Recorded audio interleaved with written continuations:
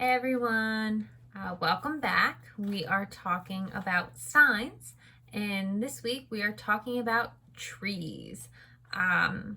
We are in week 16, and I wanted to talk about trees because one, it's fall, right? So the trees are getting a lot of attention right now because they are in their metamorphosis of dying, and they're really beautiful in their death. Oh, that's my cat. Don't mind her. She obviously needed to come and say hello to you guys. So, talking about trees, there's a lot to talk about biblically, fiction, like literarily, and mythologically. Trees have been around for a very long time, and if you do any studying, or even if you don't do any studying, it's really easy to see that trees are going to always be symbolic of growth and life, right? That's just where we want to start off. And I'm not actually talking about seeds, although those are important too, but I'm talking about more of a full grown tree. So, there's a lot that can be broken down by like tree and leaf growth, I guess you can call it. The first thing that we want to think about is trees are always going to be life cycles, right? Life and growth.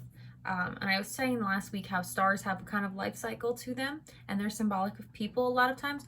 Trees can also be symbolic of people, but more specifically about how people grow and change, I guess. So when we're looking at a life cycle of a tree, and I think I talked about this maybe a little bit in week 1, but the idea of a tree is both seasons and signs. Trees are both. So it's this idea that trees, when they're in the spring of their life, really when any plant, when nature is in spring, it's going to be the budding time, the growing time. In a life cycle, if we have 100 years, 0 to 25 is really going to be the spring of our lives. And in when we've got a 4-season cycle, spring is going to be green time, when everything is blossoming and it's just, growing. Every plant has a different spring, but for the most part, from like, March to June, I guess, or April, May, June, maybe, I don't know, March, April, May, depending on where you are. And then you go into the summer of your life, right? And if you're looking at the trees, the summer is going to be everything's in full bloom, everything's in blossom, everything is at its height. And that's pretty much like 25, I guess, to 50, we'll say, when we're in the height of our, again, this is just a approximate, we're in the height of our time here. And then, because remember, trees are symbolic of life and growth. And life and growth is always going to include seasons. And then the fall of our lives is going to be like ages 50 to 75, right? If we're kind of chunking it, that's when things start to go. We're not so great at seeing, we're not so great at eating, we're not so great. If you're familiar with the Bible at all, Ecclesiastes does a really nice job of talking about how like your gnashers don't work anymore, or your peepers don't work, your eyes, your windows don't work anymore, or as well as they used to, because everybody's gonna get old. I mean, if you're blessed to have a long life, everybody's gonna get old. Just that's what happens in the flesh. And then that's the autumn of your life, and then the winter of your life, when things are dying out, when things are becoming barren, right? When you get older as a woman, you no longer can conceive, really. I mean, we've got medical technology, but for the most part, you're done reproducing. In the summer of your life as a woman, you're probably at the height to reproduce. You're 25, 30, 35. Women get pregnant very easily in their teens and their 20s, because they're in that full like summer height, or that full spring where the things are blossoming. So that reproductive cycle is really important as well, because trees also have to do with reproduction. Trees literally reproduce themselves, like a lot of plants in nature do. And so they've got their seed that allows them to reproduce themselves. As so do people. As a female, I have a seed in me that'll reproduce. Obviously, it needs fertilization, etc. So there's a lot of parallels between trees and people and seasons and life and growth. You can get into specifics, right? There are some things like an evergreen tree, right? Evergreen trees that we celebrate with at Christmas. On one hand, you know, we love Christmas trees, fir trees, evergreen trees. On the other hand, they're eternal. They don't die, right? That's why we celebrate them. That's why God in the Bible calls himself an evergreen tree, because he's everlasting. Fir trees don't die. We can talk about oak trees. They're strong and mighty. Cedars of Lebanon mentioned all the time in the Bible. I don't want to get into those specific trees. There's a lot. But I do want to talk about trees as an overall whole. I do want to make a quick point as well, because, you know, I love to make these quick points. In the book of Genesis, I know, I try to keep it out, but it's so good. It's got to come in. In the book of Genesis, there are two trees mentioned in the Garden of Eden. One of them is the tree of life, and the other of them is the tree of the knowledge of good and evil. And I'm looking at, I think, Genesis 2 here. Let me just double check it. Genesis 2, right. Genesis 2:8 and 2:9. So, and out of the ground made the Lord God to grow every tree that is pleasant to the sight and good for food. So that's one. There's a lot here, so just hang with me here. This is Genesis 2:9. God made the trees that are good to eat for food to grow out of the ground. Then there's a semicolon. Semicolons connect like ideas that are different. So you have your food trees, and then you have the tree of life, which was also in the midst of the garden, comma, and the tree of the knowledge of good and evil. And a lot of people will tell you, and I will not, educated people won't, people who've read this word or any word, the tree of the knowledge of good and evil. There was only one person who had the knowledge of good and evil. It has to be someone who's evil, because he knows good and he knows evil. If you've listened to any of my other teachings, you already know the answer to this.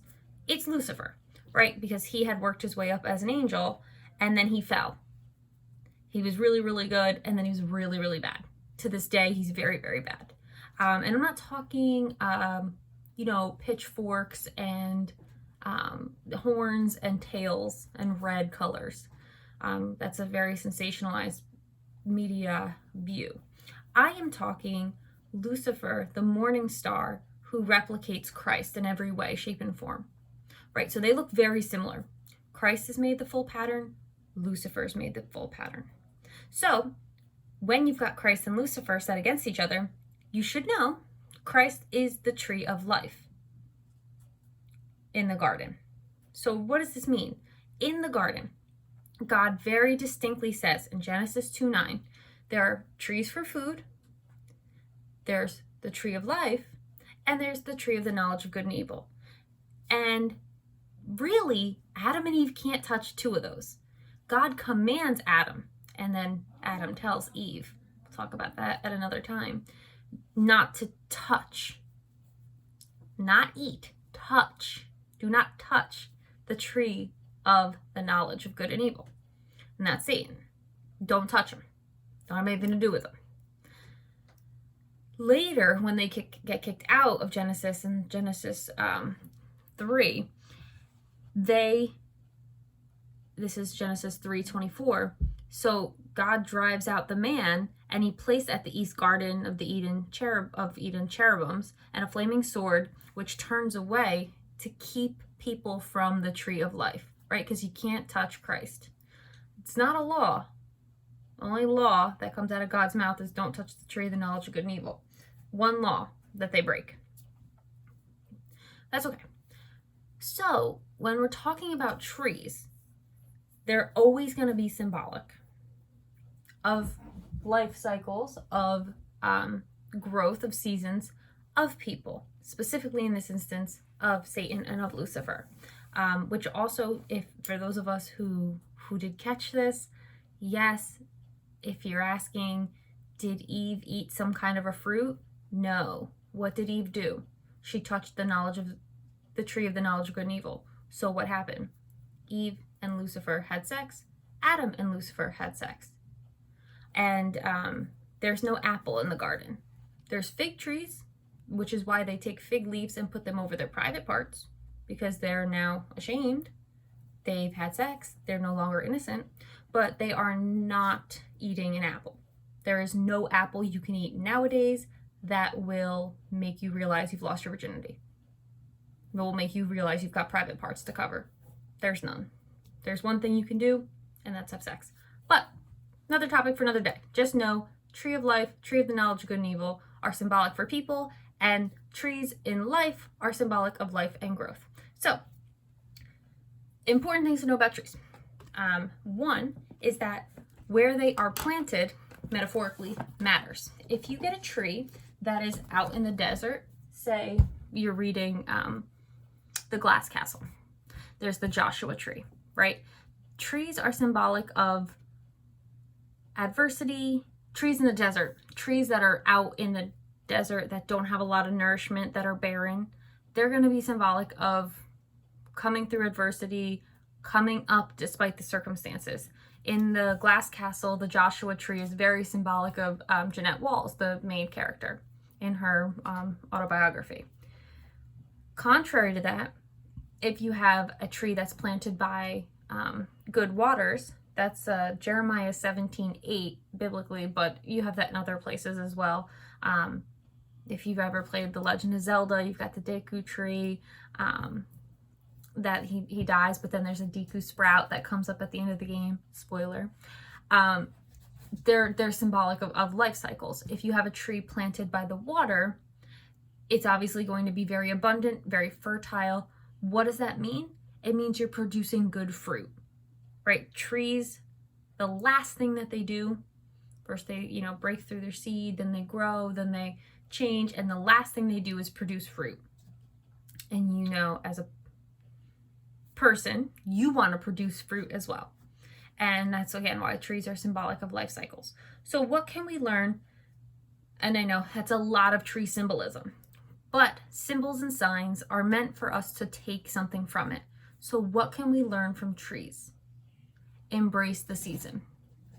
This one is one that is out there a lot. I'm not adding any new knowledge here.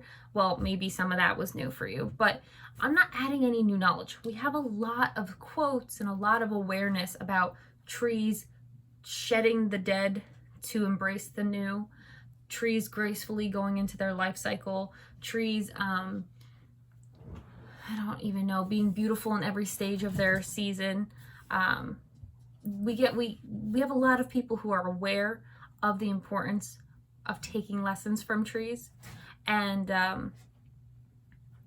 that is what we need to take to. We need to take, one, being aware of our life cycles, constantly changing, and as you can see, seasons repeat, right? It's not like one tree is alive for a year and then it never comes back. They come back every year. They're constantly going through their seasons. They're constantly going through their cycles. Humans are the same exact way. And what do I mean by that? Well, on one hand, you have your physical life cycle, right? 0 to 25, 25 to 50, 50 to 75, 75 to 100. But what happens in and around 25 to 50, or usually around 25 to 50, when you're kind of edging out the summer of your life? What do we do to repeat the cycle? What do? We have kids, right? And what ends up happening is the cycle gets repeated. The season gets repeated.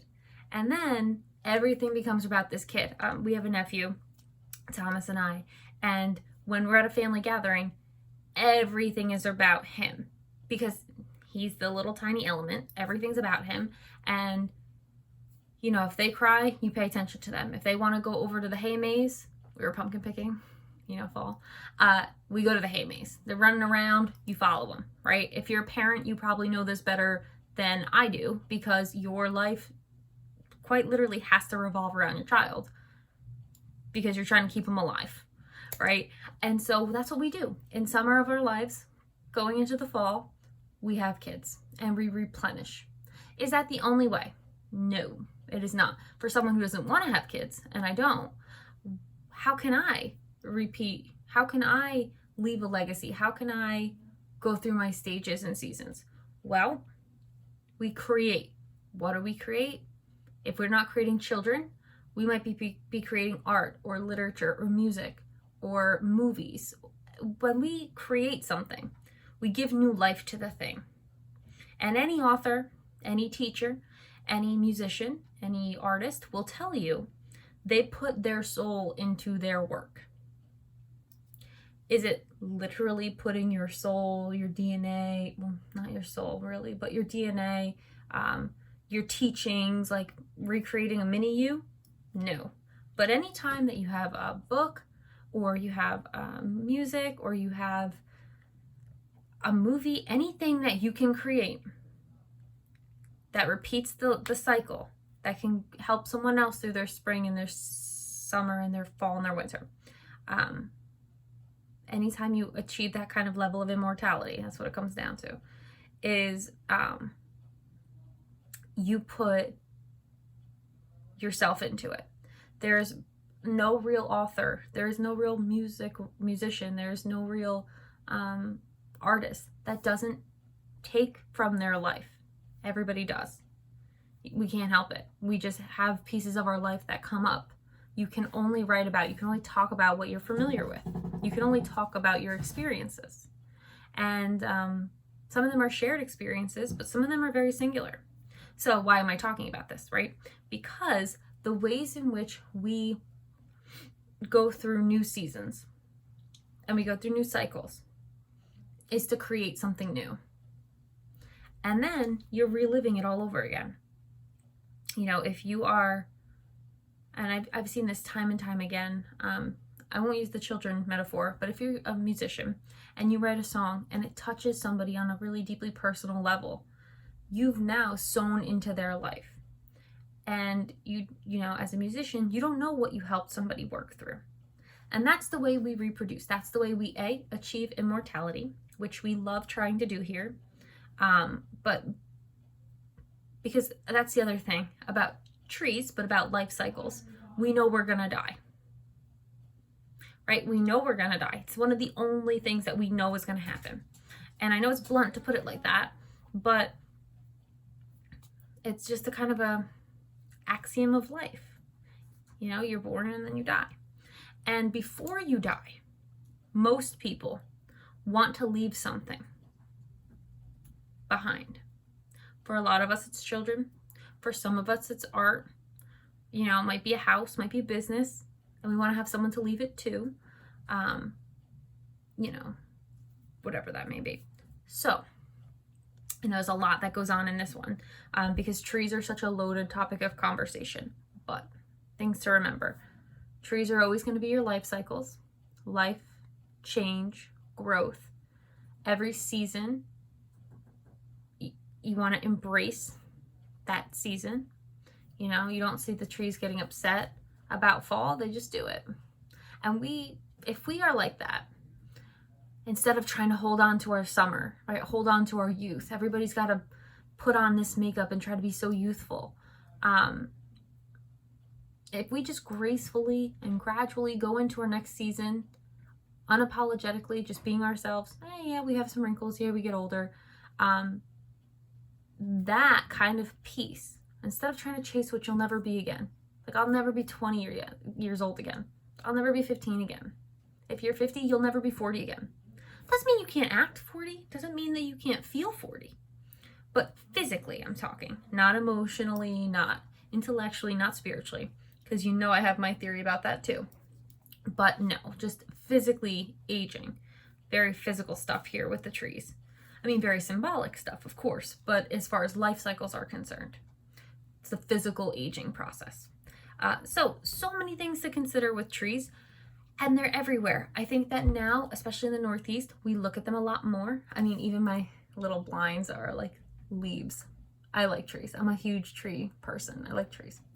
I like nature, you know. But when we are out looking at the trees, looking at things, what we want to consider is how it affects our lives, what season we're in, what's good about that season, and just embrace and enjoy and appreciate the season that you're in. Trees, they're great. Also, tip, if you're angry, a really cool thing to do is look up at the trees and watch them in the wind. It's like a really calming technique, which I do when I get in fights with people. So if you're somewhere out in the desert that doesn't have trees, don't worry. We'll be talking about deserts and mountains at a later date. All right, guys, thanks for tuning in, and I will see you here next week. Bye.